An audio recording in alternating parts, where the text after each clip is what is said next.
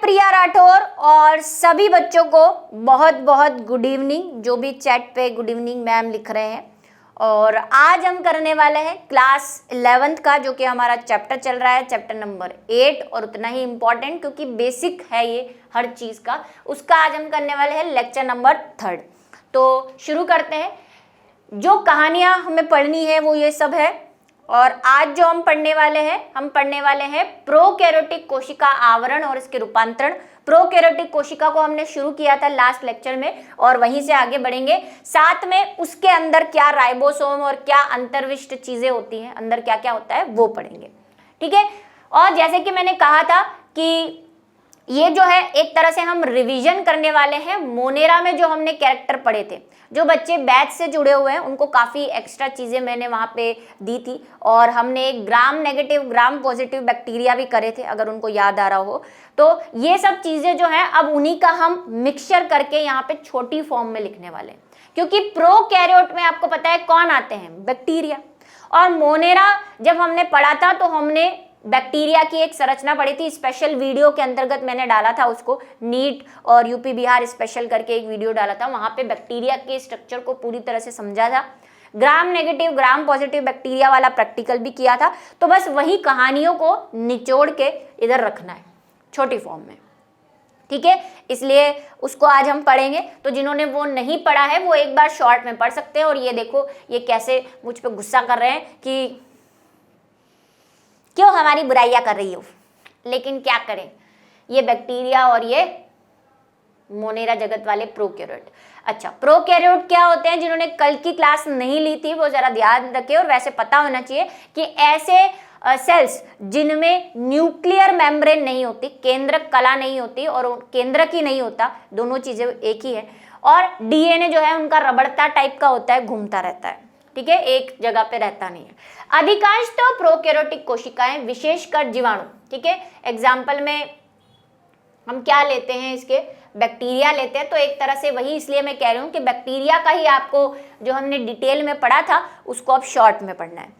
कोशिकाओं में एक जटिल रासायनिक कोशिका आवरण मिलता है, ठीक है। बैक्टीरिया मरते क्यों नहीं है इतनी जल्दी? क्यों ये हमारे मुंह से पेट में पहुंच जाते हैं? हमारे बॉडी के इतने एंजाइम होते हुए भी खाने में जाते हैं तो हमें बीमारियां फैला देते हैं? क्योंकि इनके बाहर एक स्ट्रॉन्गेस्ट लेयर पाई जाती है जिसको हम कहते हैं कोशिका आवरण, ठीक है, सेल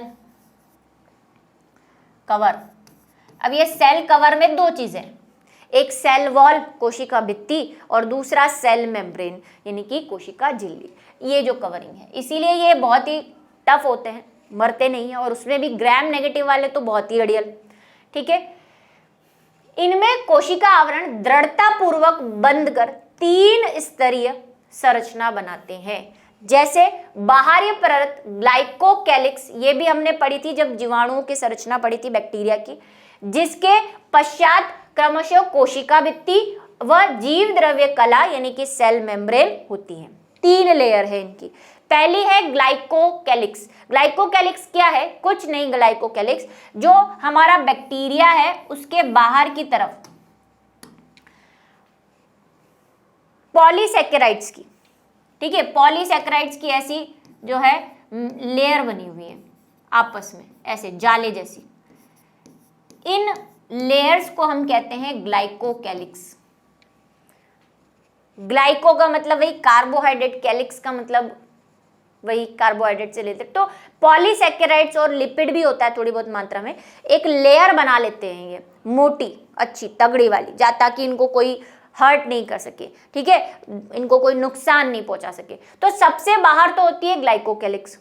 उसके अंदर आपको जो ये येलो येलो दिख रही है वो होती है, भाई ये धागे नहीं है ना, मैंने इसको पूरा बनाया नहीं, ये ऐसी जाले जैसी होती है एकदम एक दूसरे से टाइटली पैक्ड ऐसे, ठीक है। अंदर येलो जो आपको दिख रही है वो हम मान लेते हैं कि सेल वॉल है यानी कि कोशिका भित्ति है, और उसके अंदर एक और होती है जिसको हम कहते हैं सेल मेम्ब्रेन, जीव द्रव्य कला, प्लाज्मा मेम्ब्रेन, जो भी कहना चाहते हो।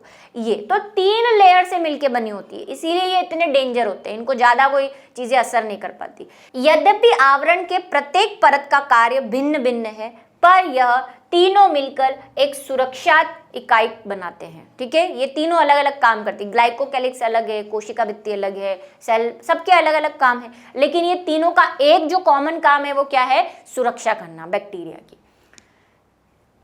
जीवाणुओं को उनकी कोशिका आवरण में विभिन्नता व ग्राम द्वारा विकसित अभिरंजक विधि, यही आ रही है भाई ग्राम स्टेनिंग, आपको वहां पे समझाया था मैंने क्या है ग्राम स्टेनिंग। ग्राम स्टेनिंग क्या है? एक साइंटिस्ट थे ग्राम, उन्होंने क्या किया था?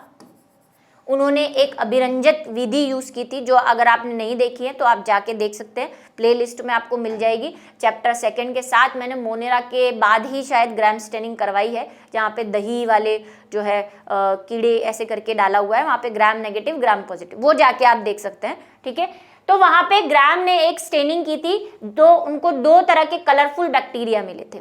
ऐसे बैक्टीरिया जो उस कलर को ले लेते हैं, किस कलर को? क्रिस्टल वॉयलेट कलर को ले लेते हैं।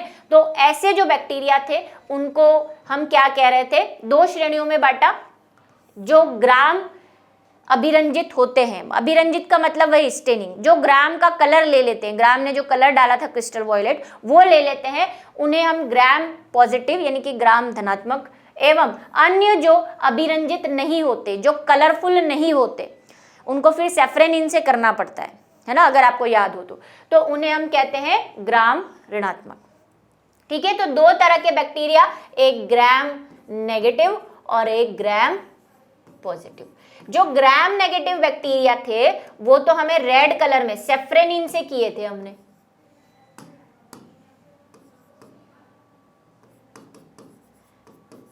वो पहली बार में अभिरंजित नहीं होते, उनको अलग अभिरंजित करना पड़ता है। और पहली बार में जो अभिरंजित हो जाते हैं क्रिस्टल वॉयलेट से, उनको हम ग्राम पॉजिटिव कह रहे थे। ये सब हमने पढ़ा हुआ है। ठीक है, ग्लाइकोकैलिक्स विभिन्न जीवाणु में रचना एवं मोटाई में भिन्न भिन्न होती है। सबकी ग्लाइकोकैलिक्स अलग अलग होती है, ग्राम नेगेटिव ग्राम पॉजिटिव में भी अलग होती है। ठीक है, कुछ में यह ढीली आच्छादित होती है, जैसे आवपंक परत कहते हैं। आवपंक परत का मतलब स्लाइम लेयर।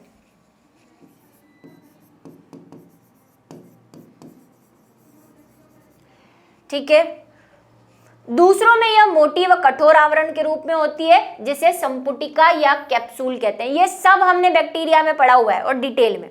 ठीक है, क्या है कि ये बैक्टीरिया है, और समझ लो भाई इसको। ग्लाइकोकैलिक्स 2 तरह की होती है, वो जो जाले जाले बनते हैं वो 2 तरह से बनते हैं। अगर सिर्फ ये जेली जैसी पॉलीसैकेराइड की बनी हुई है, ऐसे किसकी बनी होती है? ये पॉलीसैकेराइड। ग्लाइकोकैलिक्स किसकी बनी होती है? पॉलीसैकेराइड की। अगर ये सिर्फ पॉलीसैकेराइड की बनी और जेली जैसी है तो उसको हम कह देते हैं स्लाइम, स्लाइम लेयर, या यहाँ पे जो हिंदी में लिखा है अवपंक परत। लेकिन अगर इस स्लाइम लेयर में कुछ नाइट्रोजन पदार्थ भी मिल जाए और ये थोड़ी सी हार्ड हो जाती है, कठोर हो जाती है, तो उसको हम कह देते हैं कैप्सूल। अगर ये कठोर हो गई थोड़ी, ऐसे क्यों हो जाती है? क्योंकि पॉलीसैकेराइड्स के साथ नाइट्रोजन के कुछ यौगिक भी इसमें मिल जाते हैं। तो कुछ बैक्टीरिया में तो ये स्लाइम जैसी होती है और कुछ में कठोर होती है, तो फिर इसको हम क्या कह देते हैं? Capsule, glycocalyx. ठीक है, चलो फिर आ जाती है कोशिका भित्ति। कोशिका भित्ति कोशिका के आकार को निर्धारित करती है।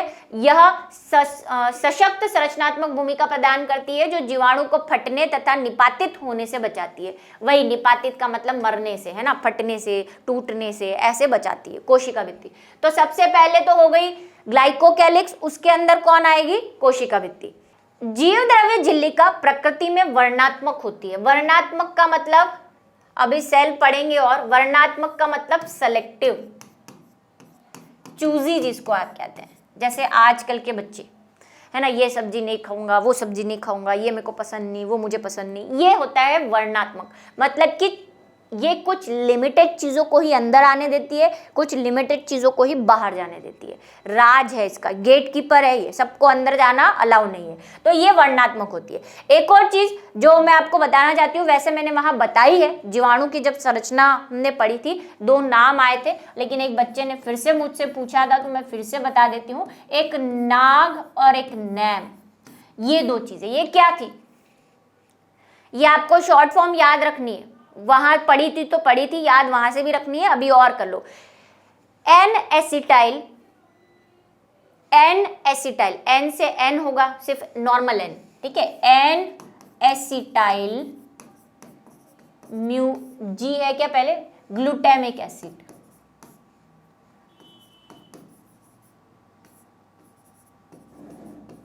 ये तो शॉर्ट फॉर्म किसकी है, नाग की, और नाम उसमें कुछ नहीं है, एन एसिटाइल, एसिटाइल है ये,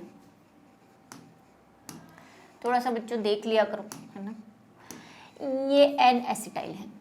एन एसिटाइल वो तो सेम ही रहेगा, एन एसिटाइल म्यूरेमिक एसिड हो जाता है, वो म्यूरेमिक एसिड। ये दो चीजें इसकी कोशिका भित्ति में होती है, बनी होती है, मतलब इसकी कोशिका भित्ति इन दो चीजों से मेनली, ठीक है। बाकी प्रोटीन वोटीन लिपिड विपिड रहेंगे, लेकिन ये दो चीजें होती हैं और ये इंपॉर्टेंट है, ठीक है। कोशिका झिल्ली सेलेक्टिव होती है, सबको नहीं जाने देती। एक विशेष झिल्लीमय संरचना जो जीव द्रव्य कला के कोशिका में फैलाव से बनी होती है को मीजोजोम कहते हैं। ये भी हमने पढ़ा था और बनाया भी था, नोट्स में भी आपको मिला होगा, प्लस क्लास में भी बनवाया था कि इनमें क्या होता है, माइटोकॉन्ड्रिया नहीं होता, इनके पास माइटोकॉन्ड्रिया नहीं है, इनके पास एक चीज होती है जो माइटोकॉन्ड्रिया का कार्य करती है, उसके जैसी होती है। क्या होता है कि इसकी जो जीव द्रव्य कला है, मतलब सेल मेम्ब्रेन है, वो सेल मेम्ब्रेन अंदर की तरफ ऐसे कुंडलित हो जाती है, ऐसे। ये जो कुंडलन से बना है इसको कहते हैं मीजोजोम। ये माइटोकॉन्ड्रिया की कमी पूरी करता है ना, एनर्जी में सहायक होता है। कहीं बोलते हैं कि सेक्सुअल रिलेशन, मतलब सेक्सुअली रिप्रोड्यूस करने में भी हेल्प करता है, ठीक है, संयुग्मन वगैरह में। चलो, यह फैलाव पुटिका, नलिका एवं पटलिका के रूप में होती है ना, ऐसी भाई ऐसी बनाई मैंने, नलिका और पटलिका के रूप में। यह कोशिका भित्ति निर्माण डीएनए प्रकृति व इसके संतति कोशिकाओं में वितरण को सहायक होती है, ठीक है। कहाँ कहाँ काम आती है, कोशिका भित्ति के निर्माण में। कौन, मीजोजोम की बात हो रही है, पहचान कौन, मीजोजोम। एक तो कोशिका भित्ति का निर्माण करता है, डीएनए की प्रतिकृति कॉपी बनाता है, वह इसके संतति कोशिका, वही मैंने कहा सेक्सुअली बच्चा पैदा करने में, बैक्टीरिया का बच्चा पैदा करने की संतति में भी वितरण में सहायक होती है। या श्वसन, क्योंकि माइटोकॉन्ड्रिया का कार्य करती है, मैंने कहा माइटोकॉन्ड्रिया की तरह कार्य करती है, तो माइटोकॉन्ड्रिया रेस्पिरेशन में भी हेल्प करता है। स्त्रावी प्रक्रिया, जीव द्रव्य झिल्ली के पृष्ठ क्षेत्र एंजाइम की मात्रा को बढ़ाने में भी सहायक है। ये सब मीजोजोम के कार्य है। क्या काम करता है ये, क्यों है ऐसा और क्यों दिया गया है इसको, तो ये सारे काम जो है मीजोजोम करता है, ठीक है। क्योंकि हमने पढ़ा कि प्रोकैरियोटिक कोशिका में दूसरे कोई ऑर्गेनेल्स तो होते ही नहीं है, सिर्फ एक राइजोजोम होता है, न्यूक्लियस भी नहीं होता, बाकी बहुत सी चीजें नहीं होती, कुछ कणिकाएं होती है जो अभी हम पढ़ेंगे छोटी मोटी। कुछ प्रोकैरियोट जैसे नील हरित जीवाणु, ये भी हमने पढ़ा है उस चैप्टर में, जिसको हम क्या कहते हैं, ब्लू ग्रीन एल्गी। इसलिए यहाँ पे सब शॉर्ट में लिखना है, इतना डिटेल में नहीं जाना। जीवाणु की कोशिका द्रव्य में झिल्लीमय विस्तार होता है, जिसे वर्णकी लवक यानी कि क्रोमेटोफोर कहते हैं। क्या है ये, याद करो वो साइनोबैक्टीरिया, जब मैंने उसका डायग्राम बनवाया था और कहा था कि ये एक प्रोकैरियोटिक बैक्टीरिया है, इसमें वही इसका डीएनए होता है,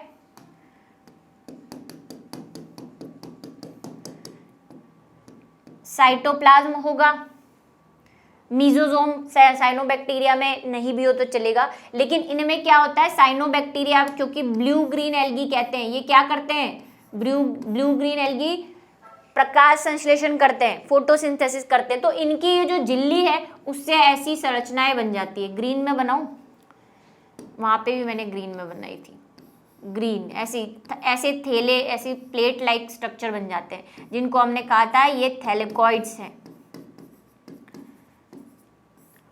ये प्रकाश संश्लेषण में मदद करते हैं। अब प्रकाश संश्लेषण में मदद करते हैं तो हरे होने चाहिए, हरे हैं, साथ में थोड़े से इनमें ग्रीनिश भी है, ग्रीन ब्लू, इसीलिए ये ब्लू ग्रीन कलर की होती है। देखो ब्लू और ग्रीन दो कलर हैं, तो और भी इनमें पिगमेंट है जो ब्लू कलर इनको दर्शाते हैं। तो भाई पिगमेंट को हिंदी में क्या कहते हैं, वर्णक।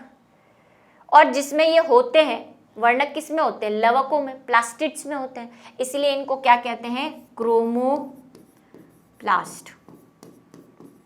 क्रोमोप्लास्ट होते हैं। ये रहे, क्रोमो का मतलब कलरफुल, प्लास्ट का मतलब लवक, है ना। लवक भी मैं बहुत बार समझा चुकी हूँ कि लवक 3 प्रकार के होते हैं, अवर्णी लवक, वर्णी लवक और हरित लवक, है ना। क्रोमोप्लास्ट, ल्यूकोप्लास्ट, क्लोरोप्लास्ट, ये बहुत बार, 2 बार तो मुझे याद है, समझाया है मैंने, ठीक है। और अभी एक तीसरी बार। जीवाणु कोशिकाएं चलायमान अथवा अचलायमान होती है, ये सबको पता है। बैक्टीरिया 2 तरह के होते हैं, एक तो स्टेबल होते हैं, जब हमने मोनेरा पढ़ा था तो आपको याद है हमने बताया था कि जो कुछ बैक्टीरिया ऐसे होते हैं जिनमें बस ऐसे नॉर्मल, इनमें कोई फ्लैजिला नहीं होता। कुछ बैक्टीरिया ऐसे होते हैं जिनमें फ्लैजिला होता है ना, यहाँ पे जो चलने वाले होते हैं, जैसे कि सबसे फर्स्ट एक डायग्राम आ रहा था। तो जिनमें फ्लैजिला होंगे, सीलिया फ्लैजिला, वो तो अच्छे से मूव कर सकेंगे। जो नहीं होंगे उनको मूवमेंट नहीं होता, उनको एट्राइकस बोलते हैं। कहानियाँ याद आ रही हो कुछ पुरानी?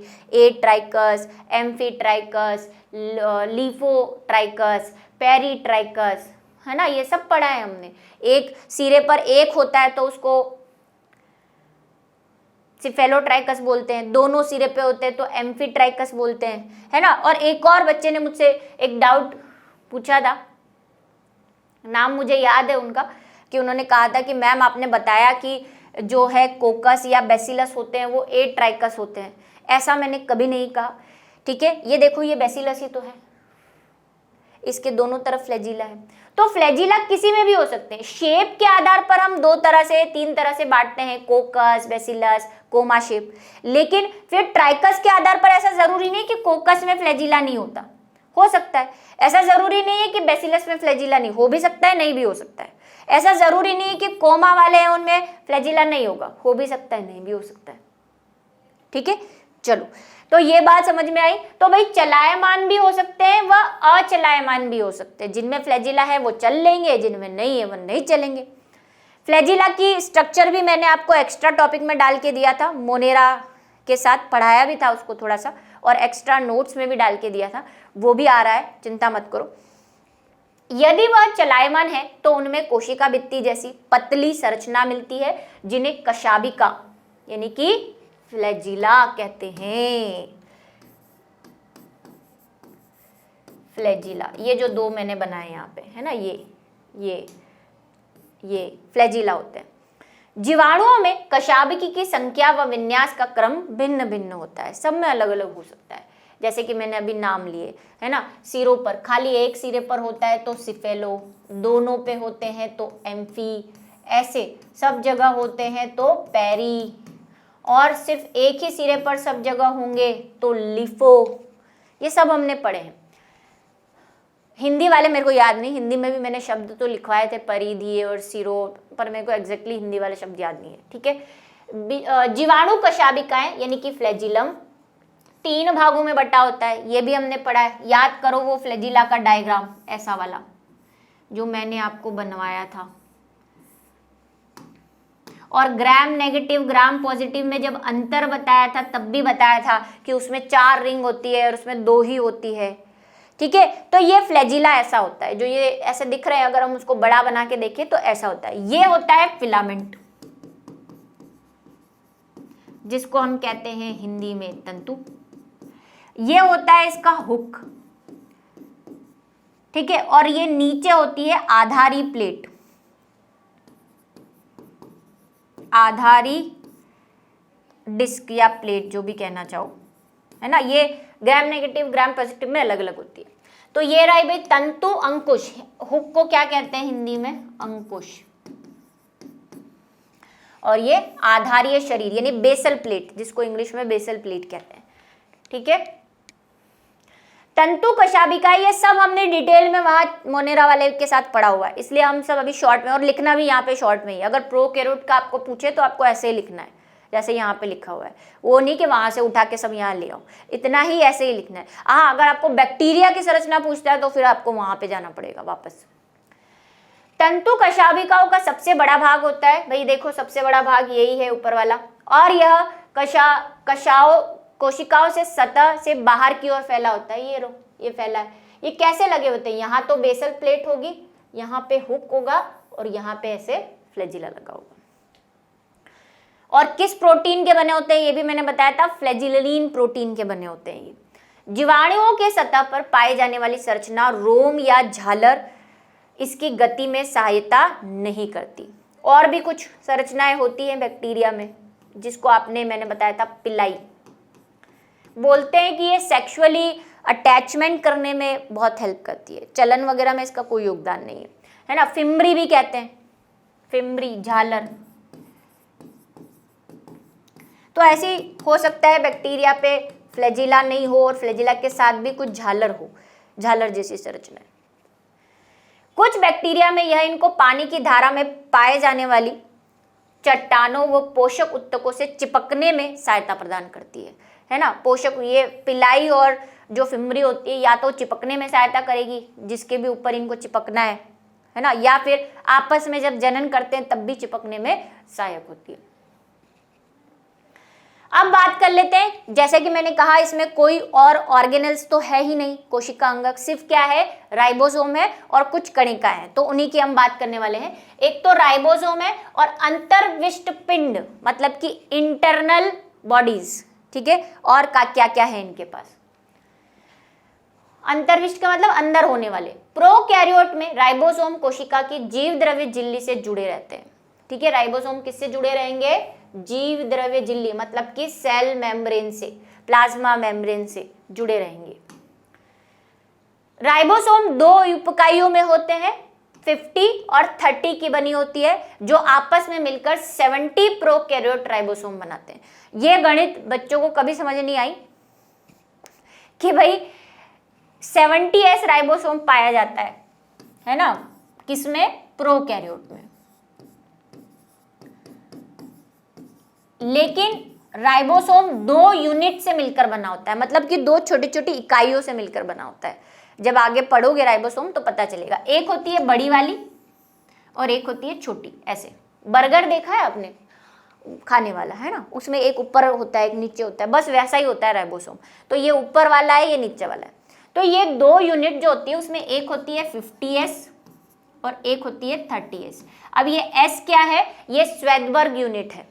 एक साइंटिस्ट थे स्वेदबर्ग, उन्होंने राइबोसोम को मेजर करने के लिए यूनिट निकाली थी, इसीलिए उनके नाम पर ये यूनिट रख दी गई है, इकाई रख दी गई है नापने के लिए, स्वेदबर्ग यूनिट।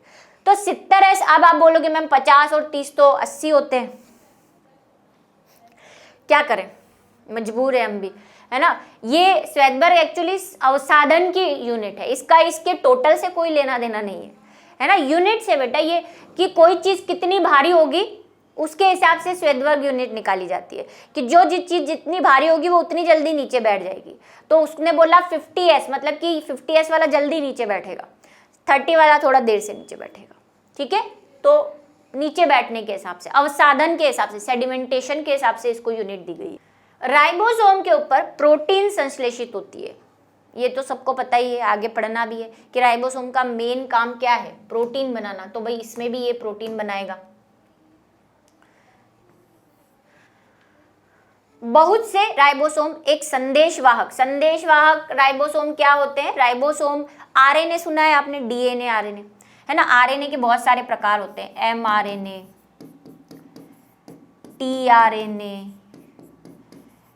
आरआरएनए, ठीक है, ये आरएनए। तो इसमें ये जो एमआरएनए है, एम का फुल फॉर्म होता है मैसेंजर, और मैसेज को क्या कहते हैं, संदेश। तो यह है संदेशवाहक RNA, messenger RNA, messenger RNA.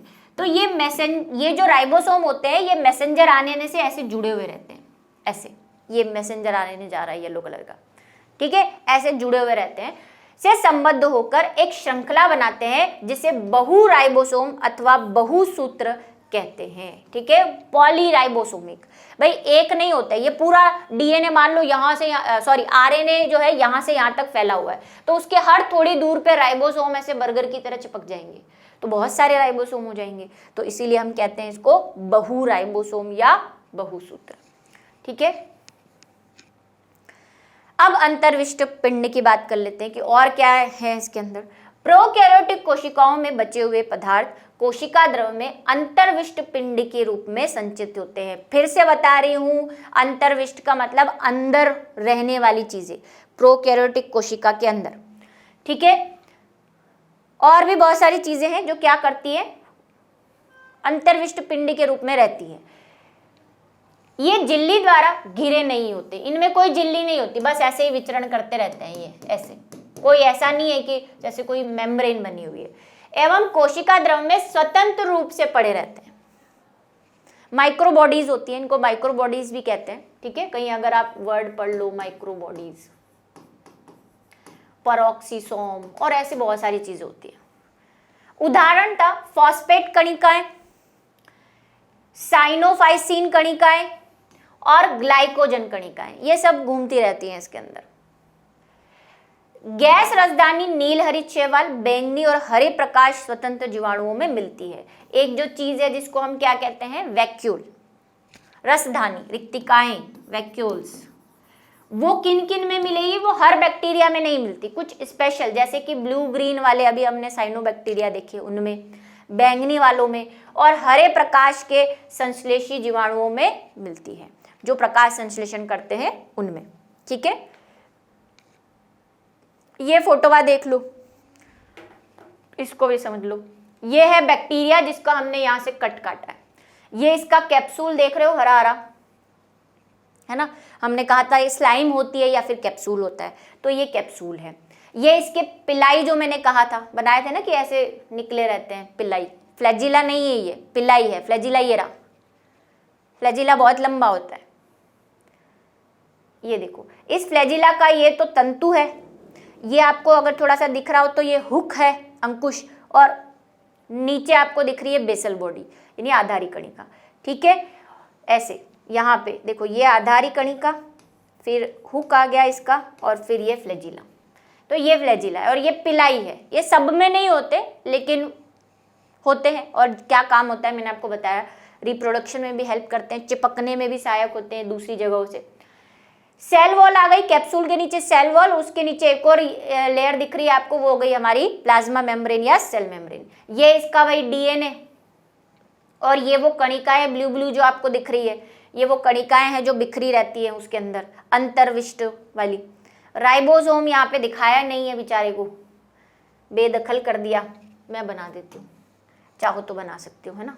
ये लो, बुरा मान जाएगा ना, फिर आपको बताया मैं तो समानता का भाव रखती हूँ। तो भाई ये जो है ये बैक्टीरिया है, ठीक। चलो, तो इसी के साथ जो है आज का हमारा जो लेक्चर है वो भी खत्म होता है। पढ़ा हुआ टॉपिक था, जैसा कि मोनेरा में हमने पढ़ा था, बस उसी को छोटा छोटा लिखना है।